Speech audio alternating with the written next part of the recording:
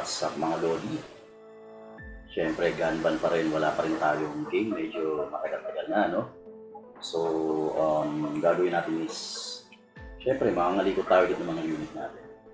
So, ngayon, ang kakalikutin natin is etong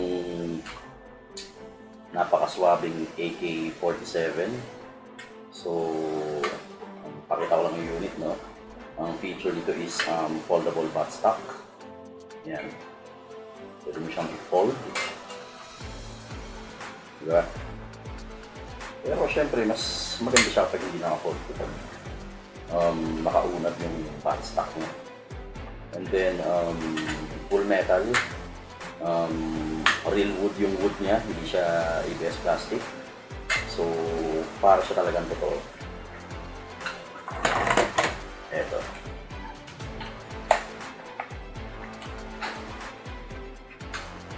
Parang baril talaga ng terorista.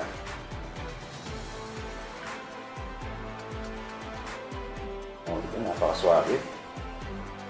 Pero itong gagawin natin ngayon is, kasi actually, hindi ko siya gaano nagagamit kasi bukod sa mabigat siya, wala siyang lagayang optics. So, classic lang talaga siya. Classic design siya. Napaka-classic. Wala siyang paglalagyan ng optics.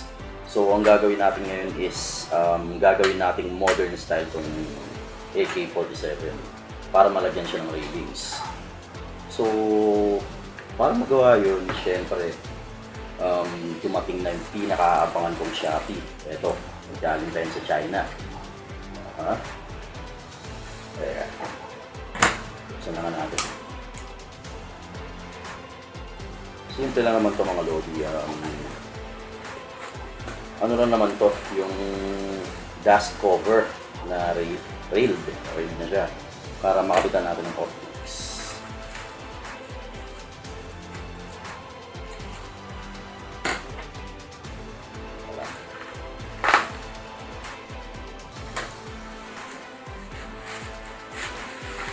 Yan.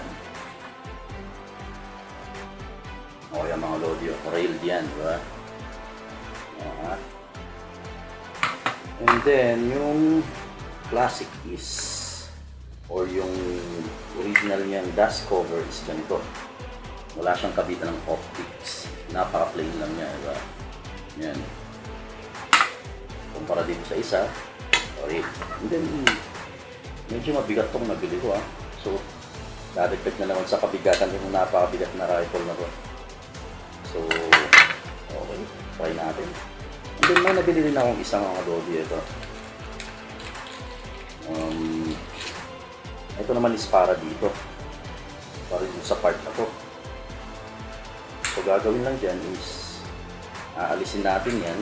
Ito yung isang way para makapitan siya ng rail. And then, lalagyan natin ito dito. Ganyan. And then, screw. So, ganyan na magiging pwesto niya. Lagyan na natin yun. Yan. So, ganyan siya. And then, dyan sa rail mo na yan, pwedeng ilagay yung optics. Pero kasi, ang iniisip ko, masyadong napakaliit nito. Maliit. Kasi, syempre, bukod sa optics, magkakabit din ako ng tawag doon, scope cam. Syempre, kailangan yun para pag mag-upload ka ng mga war game, syempre, mas maganda pag may scope cam, diba? So, mabilisan lang ito mga Lodi, di naman ko ganun kahirap ikabit. So, yun. Yun na. Yun na yun. So, tapos na. So, modern style na siya. Rail na yung taas niya. Pwede natin siya makapitan ng optics. Ano yung mga optics natin dito? Meron tayong red dot. Yan, T1.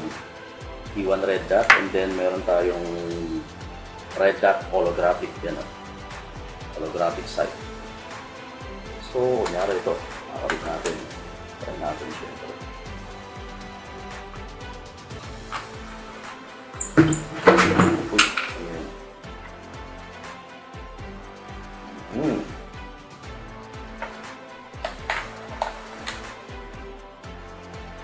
Anong pumaw, diba, mga Lodi?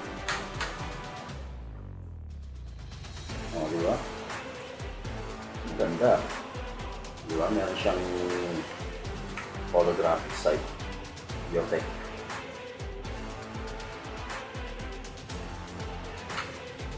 And then, pero medyo hindi ako sanay sa IoTech eh. Kaya ang bala ko talagang ikabit is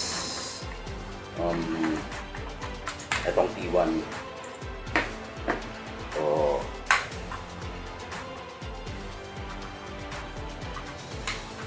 saan ba natin lalagyan? So, dito.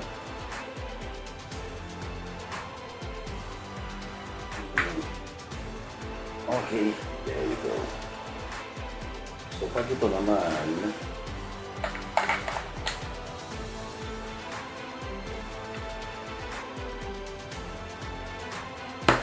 okay ba mga yun?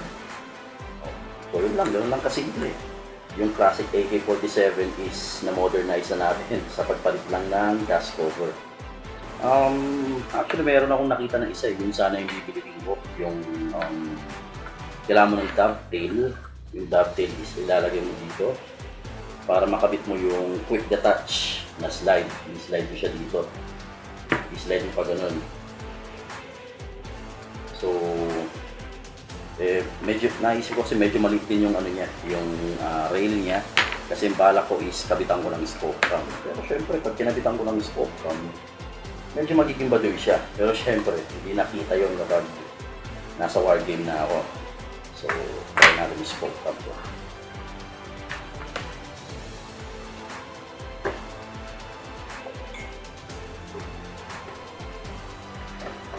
Eto mga Lodi. Etong scope cam ko.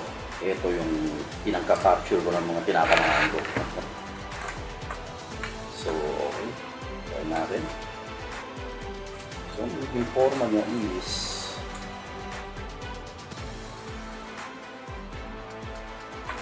nandiyan yung scope cam and then di ba mapupunta sa likod. Medyo hindi maganda yung forma niya. Pero wala akong choice mga Lodi. Kailangan ko yung ikabit yung scope cam para may maganda-ganda tayong content. So, yan. Yan. Nasa pinakadulo na to. Pero sa site ko, okay naman, di ba? Kitang-kita ko pa rin naman siya. Kitang-kita ko pa rin yung mga kalaban. Yun nga lang, sa site ng iba, medyo badul kasi ito talaga, ang design ko is medyo dito banda. Hindi siya design sa pinakadulo. Okay na rin. So yun guys, yun lang. Na-modernize na natin yung AK-47 natin. Gamit. And then pakita ko na rin yung inassemble kong rifle. Yan. Diba? Nagkuha ko ng DMR.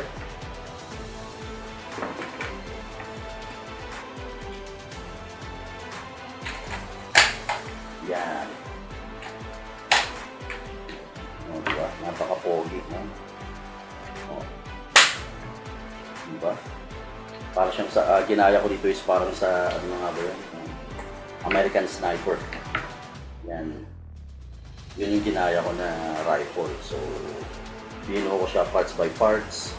Pinili ko ng Yola yung itong rail niya. And then, gearbox.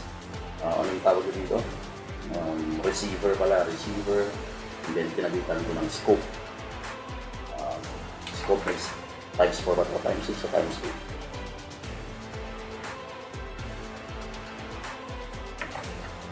Napaka-pogi din.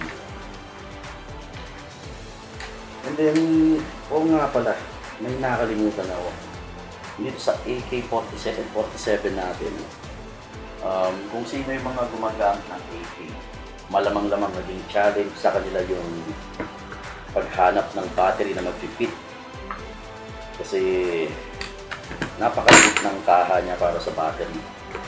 So kung kakabit mo tong 1.4, maliit na to, hindi siya magkakasya.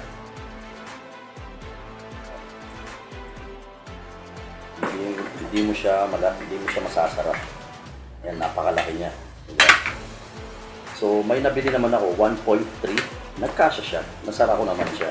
Pero ang problema is yung 1.3 kasi hindi ganun kaganda yung rate of fire, kumbaga mabagal yung tutok. Unlike yung 1.4, mabilis. So may nahanap ako sa Shopee, yan ang kagandahan yan. Ito, napakaliit lang yan, di ba? So tingnan natin ha. Ito 1.4 Nanotech, ito 1.4 din. So, ito mo naman kung gaano kaliit, di ba?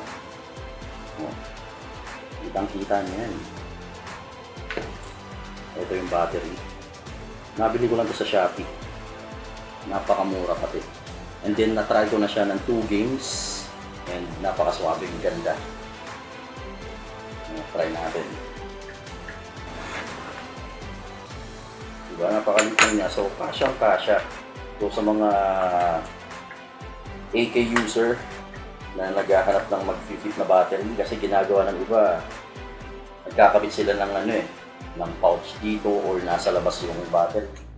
Diba? Kumbaga, medyo para sa akin lang, medyo nawawala yung forma.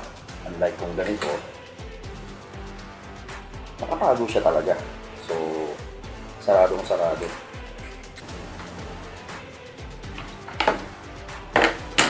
Yan.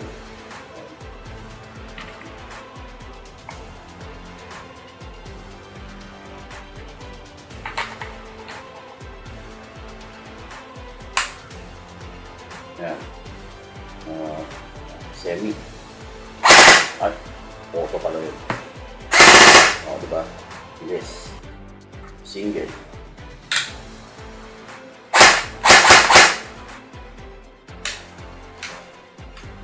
Auto. And then safety. O, diba? Kumbaga, nakasalpak ka ng 1.4 na nakatago sa loob ng battery. Diba? And mura-mura ko lang siya nabili sa Shopee din. Halos lahat naman nasa Shopee na eh. So, yun na lang muna mga Lodi. So, hanggang ngayon wala pa rin tayong wargame. Hopefully, malit na yung gun ban para makasabak tayo ulit, no? So, syempre sa mga gun owners or airsoft gun owners, ingat tayo and be responsible gun owner tayo. So, huwag natin basta-basta nilalabas yung mga unit. Hindi yung lalabas ka ng bahay na baka na ganyan ako ba? Huwag ganun, baka mabaril ka talaga. Okay, makahuli pa tayo, magkaroon pa ng kontrol. So, yun guys. Nandito na lang muna hanggang sa susunod na war game. Siguro doon na ako ulit makapag-upload ng bagong video. Sana ma-lift na yung gun ban. So, kailan doon? 29. So, sa 29 guys, kita-kita tayo ulit. So, yun lang. Hope to see you guys in Battlefield.